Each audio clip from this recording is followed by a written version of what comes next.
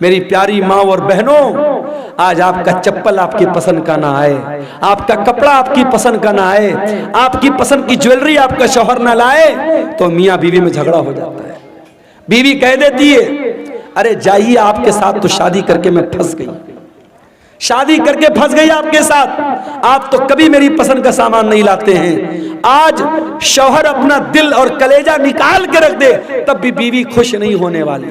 وہ ایک لطیفہ ہے نا کہ ایک مولوی صاحب تھے، بہت اچھی تقریر کرتے تھے، بہت پبلک ان کی بڑی عزت کرتی تھی، بڑا لوگ احترام کرتے تھے، اور گھر میں جو ان کی گھر والی تھی وہ ان کی عزت ہی نہیں کرتی تھی، ان کو مانتی نہیں تھی۔ تو ایک دن ان کی گھر والی نے کہا ارے سنتے ہو، رات میں نے خواب دیکھا ایک بزرگ ہوا میں اڑ رہے ہیں، ایک بزرگ کو دیکھا میں نے کہ ہوا میں اڑ رہے ہیں، میں تو دیکھ کے بڑی اچنبھت ہو گئی، حیران ہو گئی۔ تو مولوی صاحب نے کہا کہ ارے پاگل، وہ بزرگ میں تھا جس کو تم نے ہوا میں اڑتے ہوئے دیکھا تھا۔ کہا اچھا آپ تھے، اسی لیے تھوڑا ٹیڑھا ٹیڑھا اڑ رہے تھے، سیدھا نہیں اڑ رہے تھے۔ تو بیوی کبھی شوہر کی تعریف کرنے کو تیار نہیں ہوتی ہے، یہ مزاج ہوتا ہے میرے بھائیوں بیویوں کا۔ لیکن آپ دیکھیے نبی کی بیویوں نے کیسی زندگی گزاری۔ نبی نے اپنی بیویوں کو کوئی لگژری لائف نہیں دی، کوئی شاندار گھر نہیں ہے، کوئی شاندار کپڑا نہیں ہے، کوئی شاندار فرنیچر نہیں ہے۔ نبی کی حیات کا آخری دن ہے اور نبی کے گھر میں جو چراغ جل رہا ہے، چراغ کی بتی کا تیل بھی ادھار مانگ کے لایا گیا ہے۔ سوموار کا دن آتا ہے، نبی اکرم کی زندگی کا آخری دن ہے، اللہ کے پیارے نبی فجر کی نماز کا ٹائم ہوتا ہے، بستر سے اٹھتے ہیں، اپنے کمرے کے دروازے پر آتے ہیں، پردہ ہٹاتے ہیں، سامنے صحابہ کرام نماز پڑھ رہے ہیں، ابو بکر صدیق نماز پڑھا رہے ہیں اور صحابہ کرام نماز پڑھ رہے ہیں۔ یہ منظر دیکھ کر کے اللہ کے نبی بہت خوش ہوتے ہیں اور آپ کے چہرے پر مسکراہٹ آ جاتی ہے۔ آپ جب مسکرانے لگتے ہیں تو صحابہ کرام نماز کی حالت میں اپنے نبی کی مسکراہٹ کو محسوس کر لیتے ہیں۔ صحابہ کرام سمجھ جاتے ہیں کہ اللہ کے نبی اپنے کمرے کے دروازے پر آئے ہیں۔ صحابہ کرام تالی بجانے لگتے ہیں، لقمہ دینے لگتے ہیں حضرت ابو بکر صدیق کو کہ جلدی سے پیچھے چلے آؤ، اللہ کے نبی آ چکے ہیں۔ لیکن جب اللہ کے نبی نے محسوس کیا کہ صحابہ کرام چاہتے کہ میں امامت کراؤں تو آپ نے اشارہ کیا کہ نماز پوری کرو، اور اس کے بعد آپ نے پردہ گرا دیا۔ یہ آخری نظر تھی، صحابہ کہتے ہیں آخری دیدار تھا جو ہم نے اپنے نبی کا کیا تھا۔ فجر کا ٹائم ختم ہوا، چاشت کا ٹائم شروع ہوا، سورج آسمان کی طرف بلند ہونے لگا۔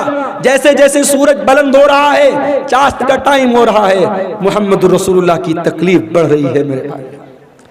آپ نے اپنی بیٹی حضرت فاطمہ کو بلوایا، حضرت فاطمہ نے آ کر کے اپنے باپ کو تکلیف میں دیکھا، فرمایا واہ کربا ابتا، ہائے میرے ابا جان کی تکلیف۔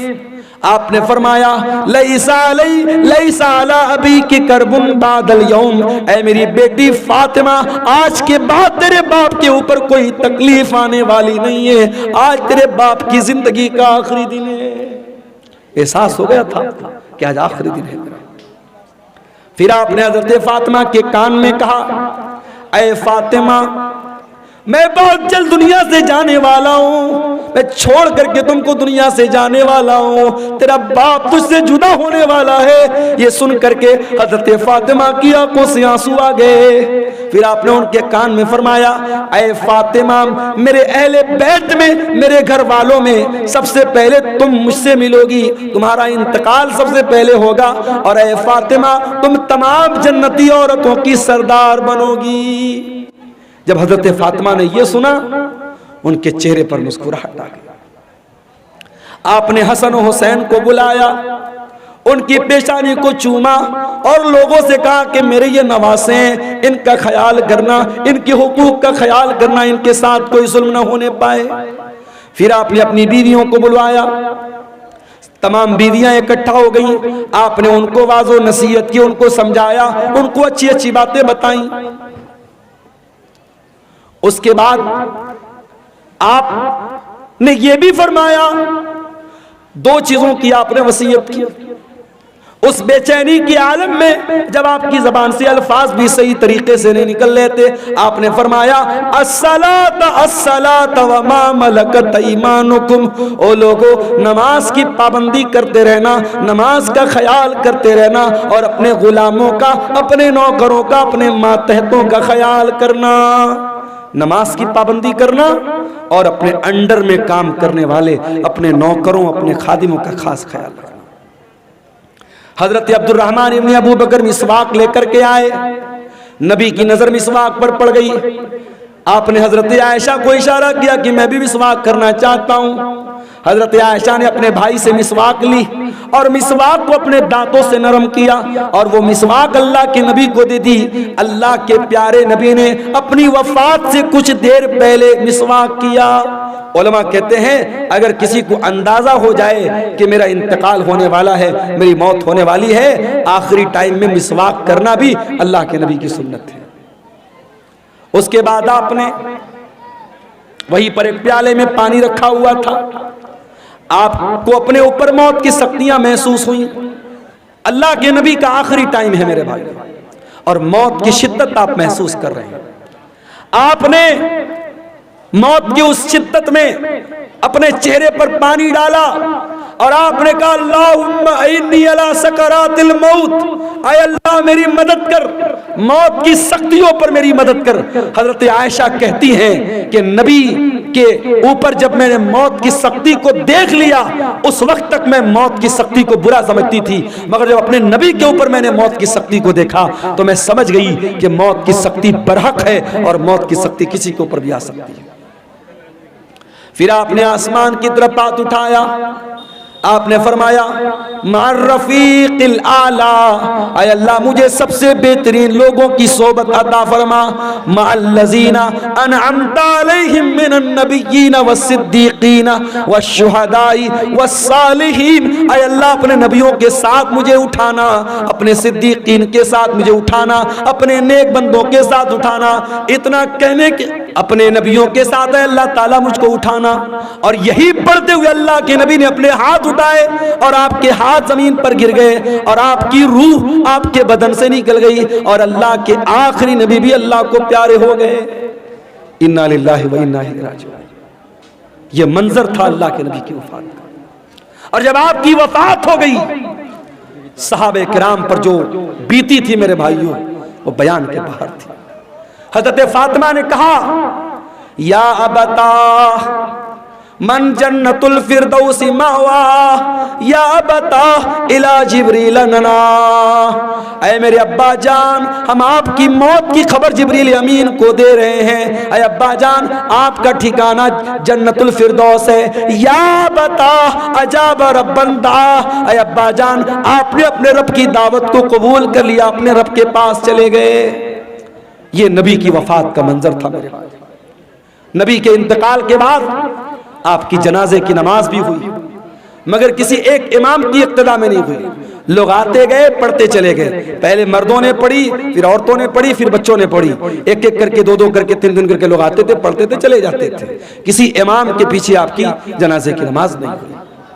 اور جب نبی کو دفنایا گیا تو حضرت فاطمہ نے کہا تھا حضرت انس سے اطابت انفسکم ان تحسو علی رسول اللہ صلی اللہ علیہ وسلم التراب، اے انس تمہارے دل نے گوارا کیسے کیا کہ تم نے نبی کے اوپر مٹی ڈالی تھی؟ نبی کے اوپر مٹی ڈالنا اور نبی کو مٹی میں اتارنا، قبر میں اتارنا کیسے تم نے گوارا کر لیا؟ مگر میرے بھائیوں یہ اللہ کا قانون تھا، یہ اللہ کا دستور تھا، یہ اللہ کا حکم تھا، اور صحابہ کرام نے اس پر عمل کیا اور پیارے نبی کو بھی قبر میں اتارا گیا اور آپ کو بھی قبر میں دفنایا گیا۔ تو موت تو سب کو آنی ہے میرے بھائی، کل نفس ذائقۃ الموت، سورہ آل عمران کی آیت نمبر 185 میں پہلی بات اللہ نے یہی بیان کی۔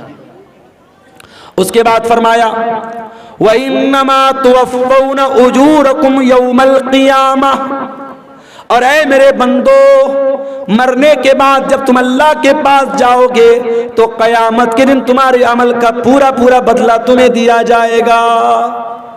دنیا میں جو اچھا عمل کیا، جو برا عمل کیا، جو نیکی کیا، جو گناہ کیا، سب کا بدلہ اللہ تعالیٰ قیامت کے دن تم کو دے گا۔ دنیا میں نیکی کا پھل مل بھی سکتا ہے, نہیں بھی مل سکتا ہے, گناہ کی سزا مل بھی سکتی ہے, نہیں بھی مل سکتی ہے, مگر نیکی اور گناہ کی اصل جو اس کی جزا ہے, جو سزا ہے, وہ آخرت میں ملے گی. دنیا دار العمل ہے, آخرت دار الجزا ہے. یہاں عمل کرو گے, یہاں بدلہ مل بھی سکتا ہے, نہیں بھی مل سکتا ہے, لیکن وہاں بدلہ ملے گا. وَإِنَّمَا تُوَفَّوْنَ أُجُورَكُمْ يَوْمَ الْقِيَامَةِ, تمہارے عمل کا پورا پورا بدلہ تم کو قیامت کے دن دیا جائے گا. یہ دوسری بات اللہ نے بیان کی. اور تیسری بات, فَمَنْ زُحْزِحَ عَنِ النَّارِ وَأُدْخِلَ الْجَنَّةَ, جس کو قیامت کے دن اللہ تعالی جہنم کی آگ سے بچا لے گا اور جنت میں داخل کر لے گا, وہی کامیاب ہونے والا ہے. دنیا میں کتنی دولت تھی, کتنا پیسہ تھا, کتنا نام کمایا تھا, کتنا اسمارٹ تھا, کتنا ہینڈسم تھا, اس کی بیوی کیسی ہوتی, اس کے بچے کیسے تھے, یہ ہماری نظر میں کامیابی ہو سکتی ہے, مگر اللہ کی نظر میں کامیابی کیا ہے؟ فرمایا فَمَنْ زُحْزِحَ عَنِ النَّارِ, قیامت کے دن جس کے بارے میں اللہ کی عدالت میں یہ فیصلہ ہو جائے کہ اس کو جہنم میں نہیں ڈالنا ہے, اس کو جنت میں ڈالنا ہے, وہی کامیاب ہونے والا ہے. میرے بھائی, دنیا میں کوئی آئی ایس کا ایگزام پاس کر لے, کوئی آئی پی ایس کا ایگزام پاس کر لے, کوئی پولیس کی بھرتی کا ایگزام پاس کر لے, کوئی ٹیچنگ کے ایگزام میں پاس ہو جائے, اخبار میں نام آتا ہے, گھر والے مٹھائی بانٹتے ہیں, میرے بیٹے نے نیٹ پاس کر لیا, میرا بیٹا آئی اے ایس کے ایگزام میں پاس ہو گیا, میری بیٹی نے میڈیکل کا ایگزام پاس کر لیا. ذرا سوچو کتنی خوشی کا لمحہ ہوگا جب قیامت کے دن اللہ کی عدالت میں یہ فیصلہ ہوگا, میرا یہ بندہ پاس ہو گیا, یہ میرا بندہ پاس ہو گیا, اس کو جنت میں لے کے جاؤ. اور اس انسان کے لیے کتنا افسوس کا مقام ہوگا جس کے بارے میں یہ فیصلہ ہوگا کہ اس کے بارے میں اللہ کہے گا اس کو جہنم میں لے کے جاؤ. میرے عزیزو, کامیابی یہ ہے, اس کامیابی کو حاصل کرنا ہے, اس کے لیے ہمیں محنت کرنا ہے.